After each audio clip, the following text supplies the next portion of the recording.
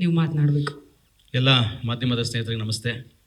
ನನಗೆ ಇವತ್ತು ಹೇಳ್ತಾ ಇದ್ದಾರೆ, ಯಾರು ಇವತ್ತು ಅಮಾವಾಸ್ಯೆ ಇದೆ, ಹಬ್ಬ ಇದೆ, ಎಲ್ಲರ ಮುಂದೆ ಪಕ್ಷ ಇರುತ್ತೆ, ಮಾಧ್ಯಮ ಎಲ್ಲ ಬರ್ತಾರ ಅಂಥೇಳಿ ನನಗೆ ಉದಯಣ್ಣ ಅವ್ರ ಟೀಮಿಂದ ಕೇಳಿದ್ಮೇಲೆ ಖಂಡಿತವಾಗ್ಲೂ ಇಂಥ ದೊಡ್ಡ ಸಾಧನೆ ಮಾಡಿರೋಂಥ ಸಿನಿಮಾಗೆ ಪ್ರಚಾರ ಕೊಡೋಕ್ಕೆ ಖಂಡಿತವಾಗ್ಲೂ ಮಾಧ್ಯಮದ ನಿಮ್ಮ ಜೊತೆ ಇರ್ತಾರೆ ಅಂತ ಹೇಳ್ಬಿಟ್ಟು ಹೇಳಿ ನಿಮ್ಮ ಪರವಾಗಿ.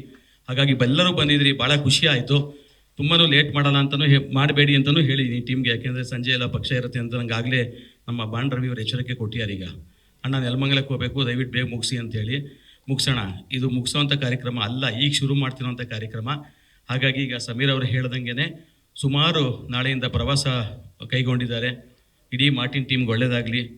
ಗೊತ್ತು, ಹೀರೋ ಅವರು ಧ್ರುವ ಸರ್ಜಾ ಅವರು ಭಾಳ ಹೆಂಗೆ ಅಂತಂದರೆ ಭಾಳ ಫ್ಲೆಕ್ಸಿಬಲ್ ಅವರು.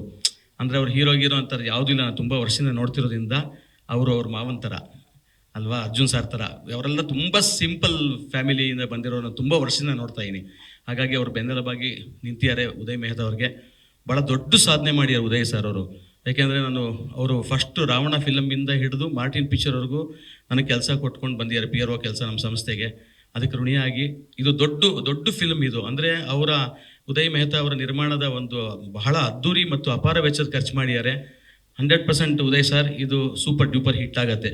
ಪ್ಯಾನ್ ವರ್ಡ್ ಅಂತ ಹೇಳಲ್ಲ, 100% ಹಿಟ್ ಆಗುತ್ತೆ. ಯಾತಕ್ಕೆ ಅಂತಂದರೆ ನಿನ್ನೆ ಅಷ್ಟೇ ಸೆನ್ಸರ್ ಆಗಿದೆ, US ಸರ್ಟಿಫಿಕೇಟ್ ಬಂದಿದೆ.